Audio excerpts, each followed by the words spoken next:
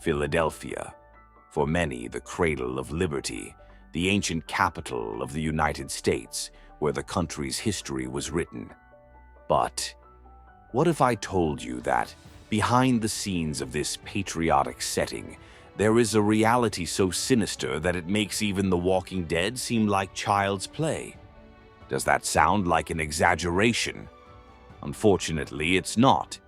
Here you'll find entire streets dominated by people wandering around like zombies, not in search of brains, but of their next fix. A neighborhood that was once industrial is now known for its makeshift shacks and the constant presence of drug trafficking. And while the historic center shows off its postcards, there are urban corridors transformed into ghost towns of homeless people and addicts. You thought Philadelphia was all about packed stadiums, the Liberty Bell, and Rocky Balboa's footsteps, didn't you? Well, get ready. Today, Bello Mundo is going to take you on an unfiltered dive into the Philadelphia that nobody wants to show you. Number 1. The First Impression. Located in southeastern Pennsylvania, between New York and Washington, D.C., Philadelphia is a city that carries a historical weight that is hard to ignore. After all, it was there that the Declaration of Independence was born and where the famous Liberty Bell became a symbol. And of course, who hasn't seen the iconic art museum staircase in the Rocky movies? But the city is not all about history. Center City, for example, mixes modern skyscrapers with colonial buildings, while art murals and restaurants vie for visitors' attention. The city also has its gastronomic pride, the Philly cheesesteak. This meat and cheese sandwich is as symbolic as the Liberty Bell itself, and the rivalry between restaurants vying for the title of best cheesesteak is almost a local sport. And speaking of sports, Philadelphia doesn't mess around. Fans of the Eagles in American soccer and the Phillies in baseball are known for turning the city into a party during games. It's the kind of passion that makes anyone feel that Philadelphia is pure energy. So far, it sounds like we're talking about a perfect city, right? But as always, there are two sides to every coin. Behind this historical and cultural brilliance, there are problems that many prefer not to see. While tourists pose for selfies in front of Independence Hall, thousands of residents face a very different reality, and it's impossible to talk about Philadelphia without mentioning the place that has become the symbol of this brutal contrast, Kensington Avenue. You know those scenes from zombie movies, with people wandering the streets and a scene of total abandonment? That's exactly what you'll find there. But before I take you to this dark side of the city, we need to understand what happened to Philadelphia to get it to this point. Number 2. The roots and the heyday. As we said at the beginning, Philadelphia was once the beating heart of the United States. The birthplace of American independence, the city was the scene of debates and decisions that changed the course of history. In the 19th and early 20th centuries, it experienced its industrial heyday and was known as the workshop of the world. Factories producing textiles, metal, paper, and many other sectors employed thousands of workers, transforming the city into an economic and social hub. Low-income neighborhoods flourished around the factories, especially to the north, and the streets bustled with workers going to and from work. For decades, Philadelphia thrived, but that glow began to fade. With the advance of globalization and the search for cheaper labor in other countries, the big factories began to close. Giant structures were abandoned, and those who depended on this economic model were left with no prospects. Little by little, unemployment became a constant shadow, leaving marks that persist to this day. Even so, Philadelphia has managed to reinvent itself to some extent, strengthening universities and the service sector. But the transition was not enough for everyone. The impact of deindustrialization divided the city into two worlds. one side rich, modern, and full of tourists, and the other marked by poverty and vulnerability, creating the landscape of contrasts that defines the city today. Number 3. Concentrated poverty. Philadelphia carries an uncomfortable title. It's the poorest big city in the United States, and if you think that's an exaggeration, the numbers are clear. Around 23% of the population lives below the poverty line. Even more shocking, almost 1 in 10 residents is in extreme poverty. The inequality here is palpable. While Center City boasts modern skyscrapers, charming cafes, and trendy restaurants, the suburbs tell a very different story. To the north and west of the city, bumpy streets, dilapidated houses, and poorly structured schools are the reality. It's as if they were two completely separate worlds within the same city. And this poverty is not just a statistic. It's on the faces of those who struggle to pay the rent or put food on the table. Pennsylvania's minimum wage, which is stuck at less than $8 an hour, is practically nothing. Even those who work 2 shifts still find it difficult to live with dignity. Another reflection of this inequality is homelessness. Data shows that more than 1/3 of the homeless in the metropolitan area live on the streets of Philadelphia. And while some face eviction or seek temporary shelter, others try to maintain themselves in increasingly precarious conditions. And then we come to the neighborhood that symbolizes the worst of this reality: Kensington, a place that seems to have come out of a nightmare. Why has it come to this? That's what we'll understand next. Number 4. The beginning of decline. Remember when we talked about factories closing, jobs evaporating, and globalization devastating local economies? That's exactly what happened here. In the 1970s and 80s, deindustrialization accelerated, transforming once bustling neighborhoods into veritable wastelands. Factories that once employed thousands became ghost buildings, and Kensington was one of the area's hardest hit. With jobs disappearing, local families lost their main source of income. Before long, the neighborhood became synonymous with abandonment, deteriorated streets, inefficient public transport, and a complete lack of public investment. This neglect didn't stop there. Schools suffered brutal budget cuts, reducing the chances of social advancement for new generations. Families with better conditions fled to the suburbs, while those who stayed behind faced a life marked by practically non-existent opportunities. And it was in this scenario that drug trafficking found a perfect breeding ground. Without formal jobs, many residents ended up getting involved in the black economy, and dealers quickly turned Kensington into one of Pennsylvania's largest drug markets. Heroin, crack, and later, synthetic opioids began to dominate the streets. Even before the current crisis that we're about to talk about, Kensington was already known as a no-go zone. The police carried out occasional operations, but were never able or willing to establish a presence that would really stop the drug trade. And while incomes plummeted, drugs became an escape valve for those who saw no other way out. This generated a vicious cycle. Fewer jobs meant more crime and addiction, which in turn brought more violence and drove away investment. The neighborhood was swallowed up by this spiral until, by the end of the 1990s, it was already a clear example of an urban crisis.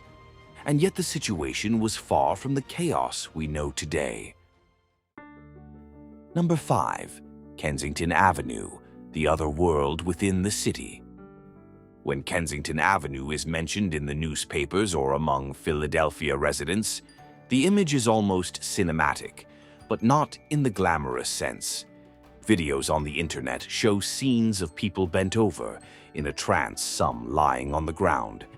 It's not uncommon to see individuals preparing injections on the sidewalks without any shame or fear, because the feeling of abandonment is mutual.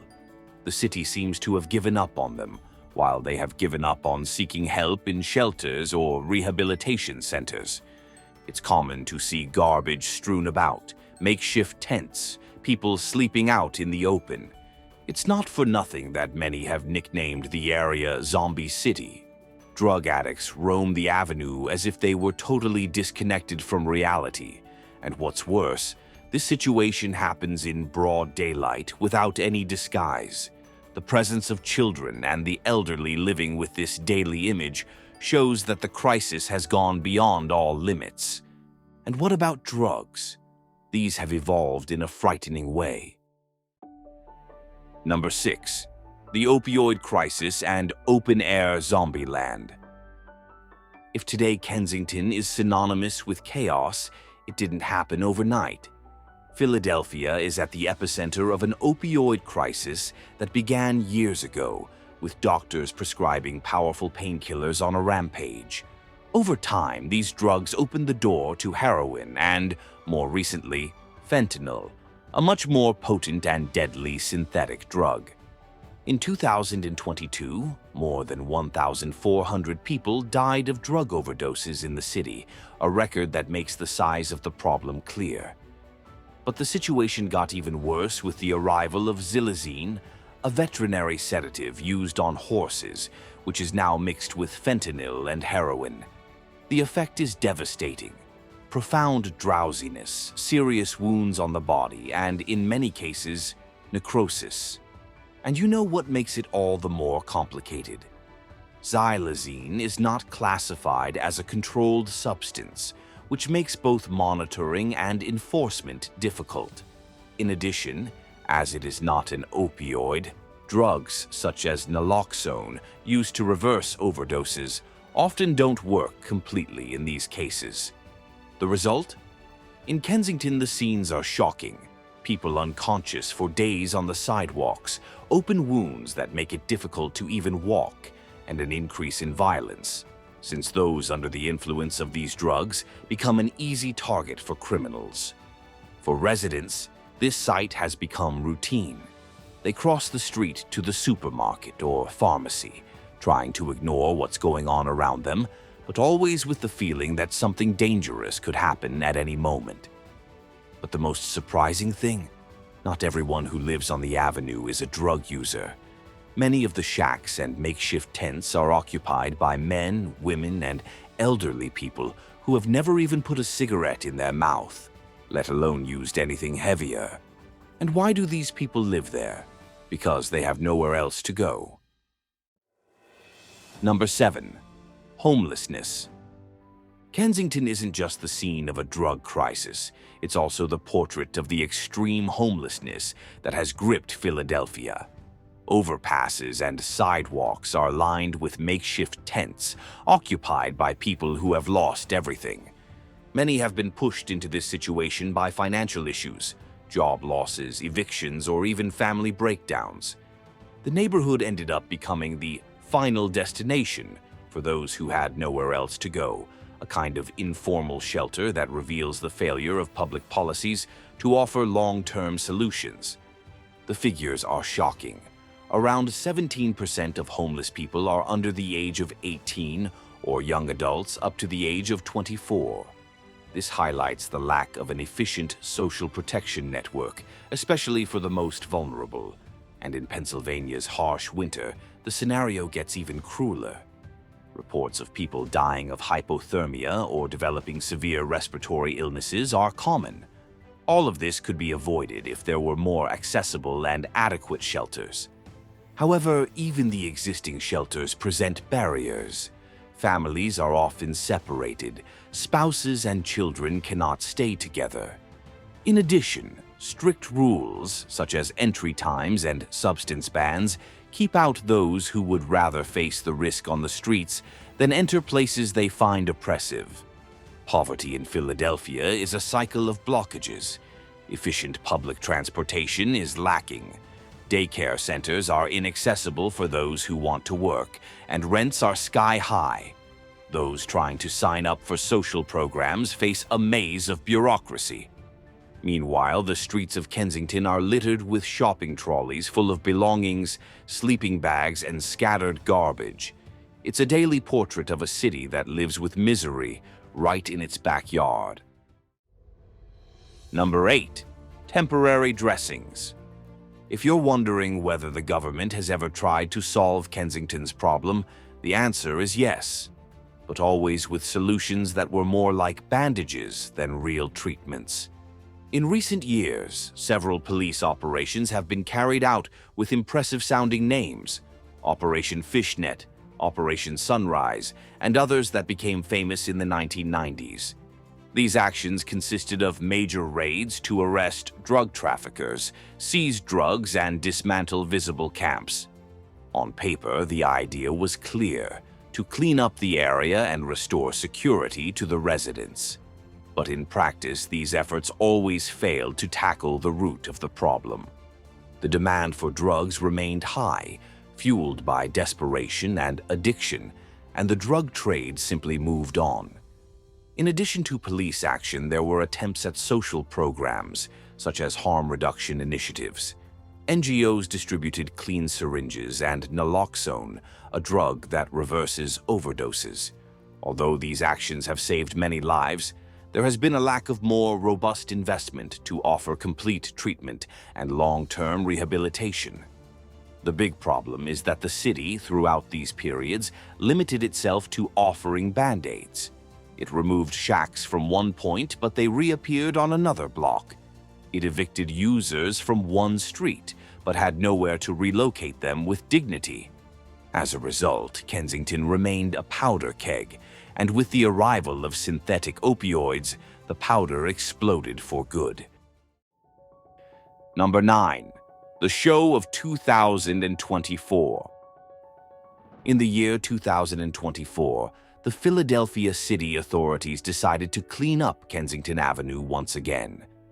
This time, the operation involved the temporary closure of a stretch of the road to remove encampments and tents that had accumulated on the sidewalks. The initiative gained prominence in the local press and was even cited in national newspapers as a major step towards reversing the degradation.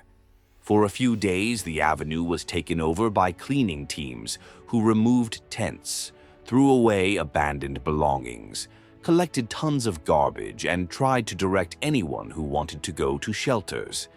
The government announced that this action would be definitive, promising efforts to take in homeless people and combat drug trafficking in the vicinity. In practice, however, the reality remained stark. Many residents reported that after the cleanup, the users simply moved to adjacent streets. Some went to the west side of the avenue, others clustered under viaducts even further away. And the scenes of people falling over and taking drugs, which has become something of a negative mark of Kensington, remained visible.